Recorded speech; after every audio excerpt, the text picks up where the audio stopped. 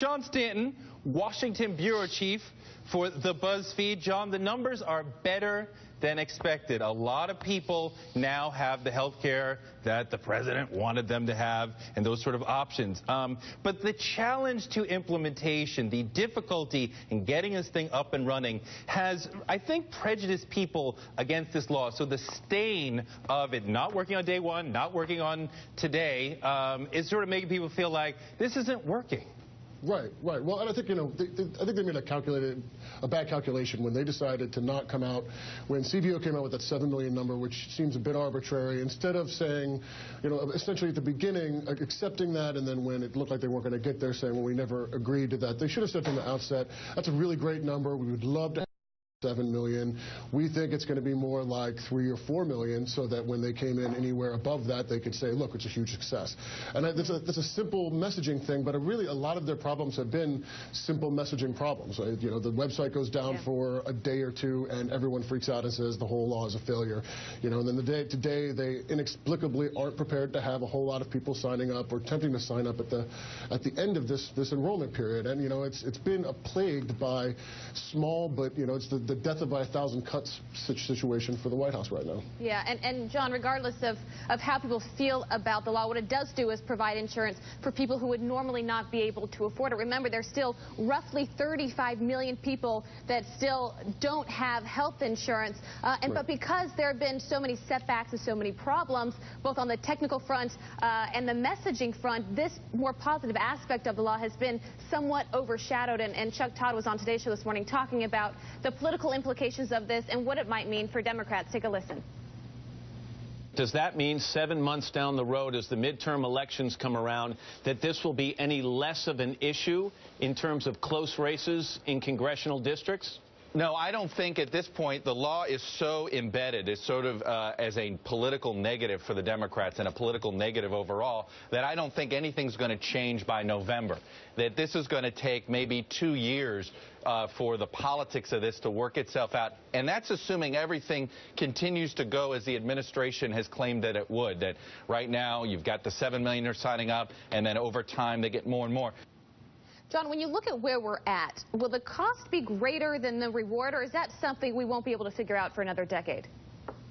Yeah, I don't think we will be able to tell ultimately for years at least. I mean, there are some folks who are saying now that we won't even know if it's really working until 2020. And so I think that you look at those kind of numbers, and I think politically, the costs, if that is true, are going to outweigh the benefits for the Democrats.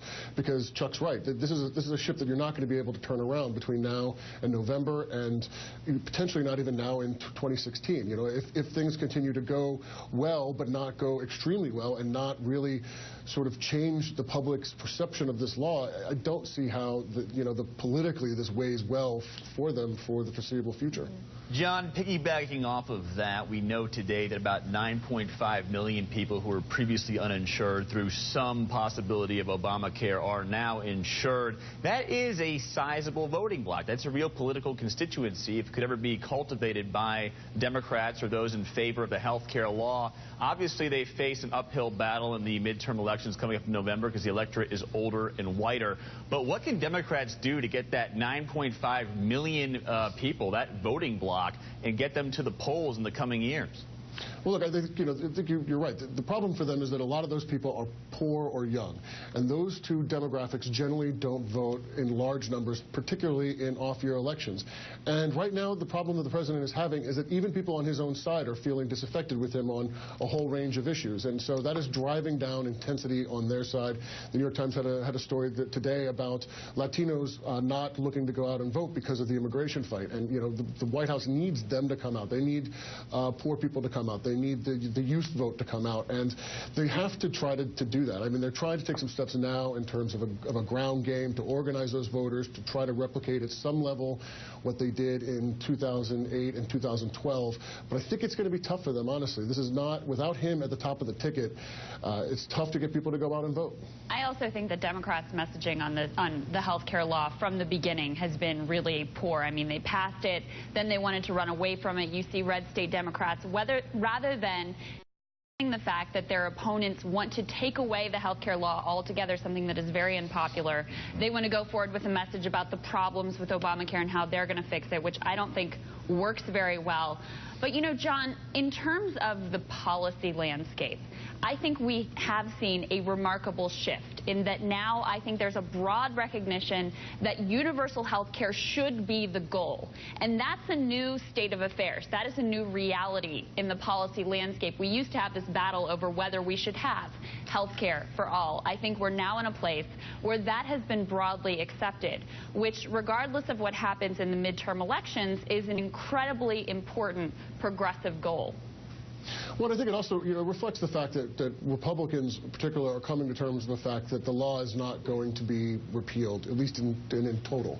And, if you go back to before... I'm sorry, can you say that again? I missed that. Can you say that again? No, Republicans really, I think when you talk to them, they understand that they're not going to be able to repeal the entire law. They may be able to repeal parts of it or change significant parts of it, but they now understand that they won't be able to get rid of it. Now, they're going to continue to have the votes because politically it works well for them, but some of them are returning to the point before the debate over Obamacare started, where a lot of conservatives and a lot of Republicans did believe in the idea of some kind of universal health care system. Now, not obviously a government-run one from their perspective, but they do. It was a broad goal that a lot of people on the right and the left They used to support this very law. It came from the Heritage Foundation, right? Wow. Yeah, exactly. So, I think on the policy side, you're definitely starting to see that. But politically, they want to keep their policy positions and their political positions a little bit separated, because politically it still works to go after Obamacare. So if we move one step forward from the idea that maybe it can be repealed and we remove that,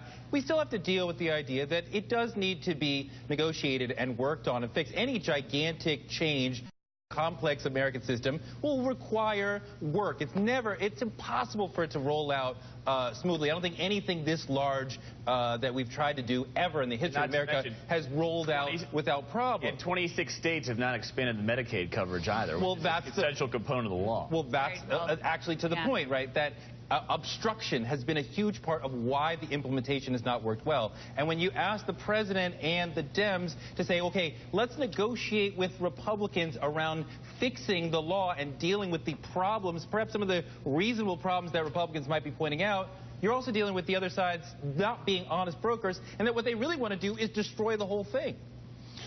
They do, although, I think to a certain degree there are a lot of Democrats that don't want to open up revisions right now because they are afraid of doing that.